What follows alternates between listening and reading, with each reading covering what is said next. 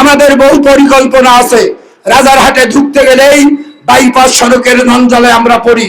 অপরিহার্যভাবে এখানে একটি বাইপাস হওয়ার দরকার। বিগত ৩-৪ বছর ধরে কুড়িগ্রামের বাইপাস হচ্ছে না।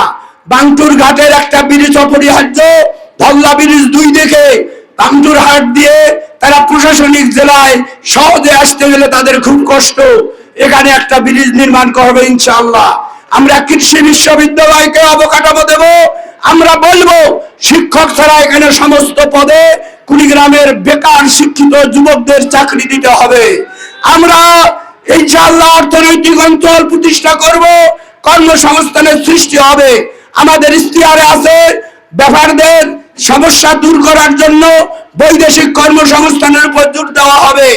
আমাদের মালয়েশিয়া ইন্দোনেশিয়াতে ১.৫ লক্ষ টাকা লাগে, এই রকমের ৭ লক্ষ ৮ লক্ষ দিয়ে দালালের খপ্পরে পড়ে সর্বশান্ত হয়ে যায়।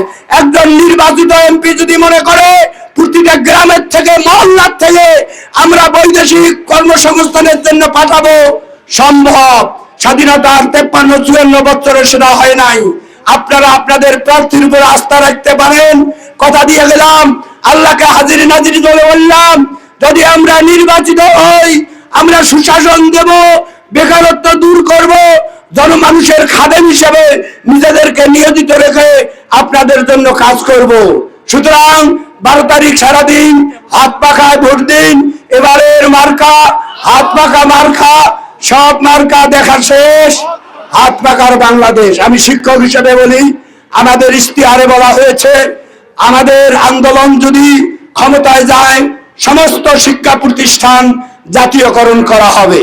আমাদের দেশে বৈষম্য, সরকারি আর বেসরকারি আকাশ পাতাল সুযোগ সুবিধার ডিফারেন্স, এটাও বৈষম্যহীন বাংলাদেশে আর চলতে দেওয়া হবে না। ইনশাআল্লাহ ইসলামী আন্দোলন ক্ষমতায় গেলে শিক্ষা প্রতিষ্ঠান সমূহকে জাতীয়করণ করবে। সুতরাং সব মার্কা আপনারা দেখেছেন, পরীক্ষা করেছেন, একবার আমাদের সুযোগ দেবেন। আমরা যদি ফেল করি কসম করি বলতে পারবো আর আপনাদের কাছে আসবো না। আমরা ৫৩-৫৪ বছর যা হয় নাই ইনশাআল্লাহ ৫ বছরে তা করে দিতে পারবো। অধিকন্ত শরিয়া প্রতিষ্ঠার লক্ষ্যে ইনশাআল্লাহ আপনারা হাত পাতাকে সমর্থন করবেন, বাড়িতে বাড়িতে দাওয়াত দেবেন এবং মানুষকে মোটিভেশন করবেন নিরাপত্তার সাথে যেন আসতে পারে। কেন্দ্রে পাহারাদার আমাদের জোরদার করতে হবে, এজেন্টদের সাহসী ভূমিকা পালন করতে হবে। একটা যেন সিল অবৈধভাবে কেউ মারতে না পারে। ঘরে ঘরে আমাদের প্রস্তুত থাকতে হবে।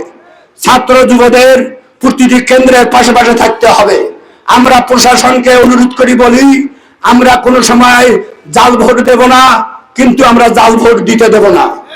আমাদের নেতা কর্মীরা সদা প্রস্তুত আছে। যদি কেউ উড়ে এসে দূরে বসতে চায়, বিশৃঙ্খলা সৃষ্টি করতে চায়, ভোট কেন্দ্রে তাদের উপযুক্ত জবাব দেওয়া হবে ইনশাআল্লাহ।